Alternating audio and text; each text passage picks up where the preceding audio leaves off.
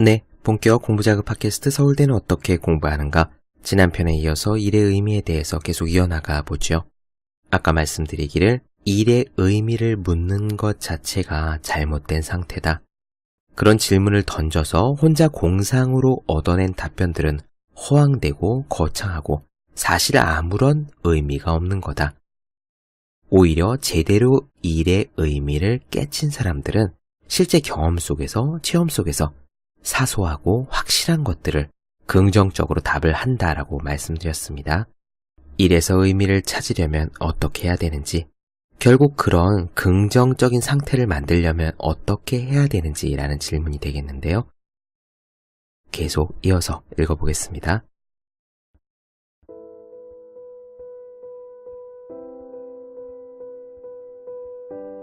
의미가 이렇다 저렇다 하는 철학적 사고에 휘둘리기보다는 지금 눈앞에 놓인 일에 마음을 묶어두는 기술을 익히는 것이 중요하다. 기억을 한번 떠올려보자. 방이 지저분하게 어질러져 있는 걸 보고 청소하기 싫다. 대체 몇 시간이나 걸려야 깨끗해질까? 청소하기는 너무 귀찮아 라는 생각이 들어 청소할 의욕이 사라졌던 경험이 있을 것이다.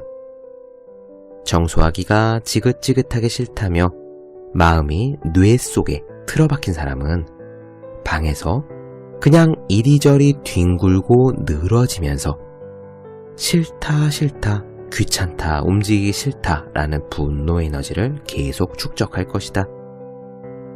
그동안 게으름은 점점 늘고 청소할 의욕은 더 떨어지게 된다. 이런 부정적인 마음의 에너지가 지나치게 쌓이면 방은 쓰레기 더미로 점차 변해갈 것이다. 이와는 반대로 싫다는 뇌 속의 불쾌감으로 마음이 빨려 들어가는 것을 의식적으로 통제해서 어쨌든 진짜 싫더라도 일단 청소를 시작해보는 것은 승리로 가는 첫걸음이 된다. 이렇게 말하는 데에는 이유가 있다. 맨 처음에는 마지못해서 억지로 시작했지만 마음을 청소한다 라는 동작에 묶어두고 그 단순한 조그만 반복 동작에 마음을 완전히 일치시키면 뇌 속에서 공회전하던 오염된 번뇌 에너지가 차츰 소멸하게 된다. 마음을 뇌 속에 틀어 박히지 않게 하고 거기서 빼내와서 청소하고 있는 우리의 몸, 신체에 완전히 일치시키면 마음은 번뇌에서 벗어나 상쾌한 충실감을 느끼기 시작한다. 마음과 몸이 완전히 일치해 맞물려 움직이면 어떤 일을 하더라도 점점 충실감을 맛볼 수 있고 즐거움도 느낄 수 있다.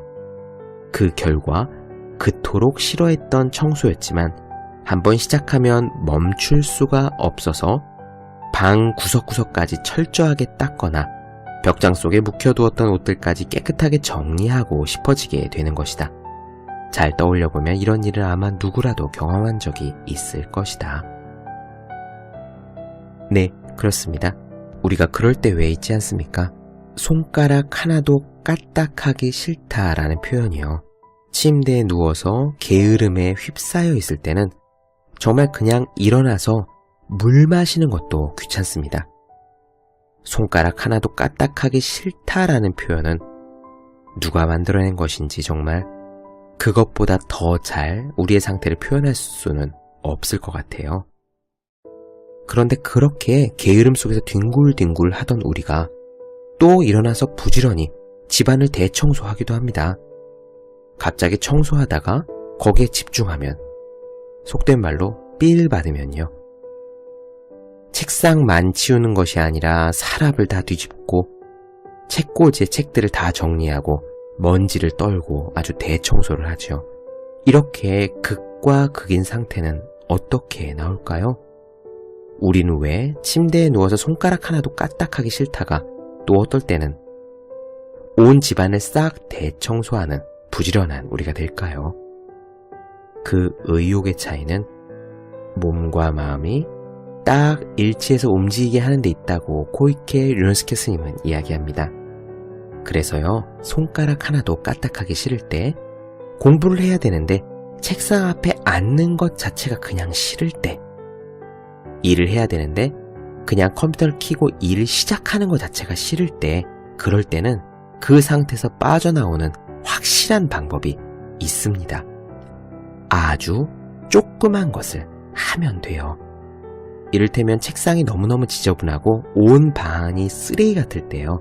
이걸 다 치울 생각을 하니까 엄두도 안 나고 귀찮아서 꼼짝도 하지 않는데, 이럴 때 딱 3분만 청소하자 라고 마음먹고 하면은요, 3분 정도는 뭐 아무 부담도 없고 또 오히려 재미도 있을 수 있거든요. 매일매일 3분씩만 내 책상을 청소해보자 라는 느낌이죠. 뭔가 흥미롭지 않나요? 하루에 3분씩만 내 책상을 치워보자, 하루에 3분씩만 책꽂이를 정돈해보자 라고 말입니다. 그러면요, 실제로 그렇게 조금 움직이다 보면 움직이는 몸에 우리의 마음이 따라붙어서, 다른 식으로 표현하면은 청소에 대한 몰입도가 조금씩 올라가면서 거기에 재미가 붙습니다. 그래서 처음에는 3분으로 시작했지만 대청소로 이어지는 자신을 발견할 수 있죠. 공부하기 싫을 때도 마찬가지예요. 거창하게 생각하니까 하기가 싫은 겁니다. 책상에 앉아서 영어를 1시간 공부할 생각을 하니까 하기가 싫은 거거든요. 그냥 지금 누워있다면은 스마트폰으로 CNN을 켜든지 영어 관련된 팟캐스트를 켜든지 그냥 영어가 흘러나오게만 해도 그걸 듣고 있다 보면은 그 소리에 귀를 기울여서 집중하다 보면은 코이케 류노스케 스님의 표현처럼 뇌 속에 박혀있던 우리의 마음이 싹 빠져나와서 공부할 의욕이 살아나게 됩니다. 이것도 연습이에요. 하다 보면은 잘 할 수 있습니다. 그래서 여러 번 반복하다 보면은요, 손가락 하나 까딱하기 싫은 상태가 오더라도 별로 두렵지 않아요. 나 자신이 그런 상태에서 쉽게 빠져나올 수 있다는 것을, 그러한 성공 경험을 많이 했기 때문입니다. 계속 이어가 볼게요. 몸으로 익힌다. 즉, 몸이 기억하게 만든다는 것은 매우 중요하다. 처음에는 싫더라도 어쨌든 시작해야 한다. 억지로라도 마음을 뇌 속에서 쫓아내고 신체와 완전히 일치시켜 놓으면 즐겁고 충만해질 수 있다는 심리 법칙을 몸이 완전히 납득하게 만든다. 그런 경험을 가능한 한 많이 반복하고 그때 나온 상쾌함 덕분에 문제가 해결되었다는 즐거움을 완전히 자기 것으로 만든다. 이렇게 되면 마음 깊숙한 곳에서 역시 싫더라도 꾹 참고 집중해서 일을 하고 나면 충실감이 솟아나고 즐거워질 수 있구나라는 지혜를 얻을 수 있는 것이다. 제가 조금 전에 말씀드린 성공 경험인 거죠. 계속 이어가겠습니다. 집중하는 것이 중요하다는 사실을 단순히 머리로만 아는 것은 사실상 별로 도움이 되지 않는다.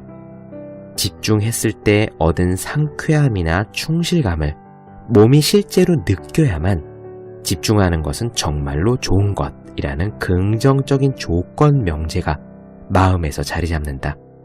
이렇게 되어야 스스로를 분발시키는 방법을 몸으로 익혔다라고 말할 수 있다. 청소나 설거지와 같은 단순 작업에서조차 이런 충실감을 맛볼 수 있으므로 어떤 일이 되었건 그 일을 할 때 뇌 속에 틀어박혀 있지 말고 마음을 신체에 완전히 일치시켜서 한 마음으로 몰두하면 반드시 즐거움과 충실감을 얻을 수 있다. 일하는 의미나 보람과 같은 인위적인 개념들은 정진을 통해서, 실제의 정진을 통해서 우리 몸으로 익히고 꾸준하게 노력한 사람에게만 덤으로 주어지는 부상이다. 그 자체를 처음부터 지나치게 요구하면 환상이나 신기루처럼 결코 손에 들어오는 일 없이 저 멀리 도망가 버리고 만다. 네, 그렇습니다. 그리고 제가 여기서 한 가지 덧붙이고 싶은 거는요, 이것은 분야를 가리지 않는 것 같습니다. 무슨 뜻이냐면요. 원래 설거지를 하기 싫어하던 사람이 발심을 해서 그 설거지를 미루지 않고 하는 사람으로 바뀌잖아요. 그러면 그와 같이 게으름을 극복했던 성공 경험이 그 느낌이 그대로 다른 곳에도 적용될 수 있다는 말씀입니다. 우리 마음이 움직이는 메커니즘은 똑같아서요. 설거지가 하기 싫고 그 설거지를 계속 미루는 마음이나 공부는 해야 되는데 하기 싫고 그래서 공부를 자꾸 미루는 마음이나 기획서를 써야 되는데 쓰기가 싫어서 그걸 계속 뒤로 미뤄두는 마음이나 마음의 모양새는 똑같습니다. 설거지든지 책상 청소든지 다른 역할에서 내 게으름을 극복하는 연습을 하면 그게 수행이다 생각하고 하면은요, 똑같이 게으름을 떨쳐낼 수 있는 힘이 우리네 공부와 일에서 위력을 발휘할 수 있다는 거예요. 주위에서 많이들 보셔서 아시겠지만 한 가지에 꼼꼼한 사람은 다른 일에서도 꼼꼼하고 원래 바지런히 움직이는 사람은 다른 일에서도 바지런하잖아요. 만약 여러분들께서요, 내가 게으름이 있는데 그걸 극복하고 싶다, 무언가를 해야 되는데 의욕이 안 나서 걱정이다 라고 걱정을 하신다면은, 사실 그런 질문들 정말 많이 왔는데 그렇게 스스로 걱정을 하신다면요, 스스로 게으름을 이겨내는 마음의 근육을 키우기 위해서 공부나 일이 아닌 다른 일상의 자잘한 것들, 조금 부담이 덜 되는 설거지, 청소, 빨래, 구두 닦기 이런 것들로 하나를 잡아서 연습한다 생각하시고 해보시기 바랍니다. 분명 도움이 될 거예요.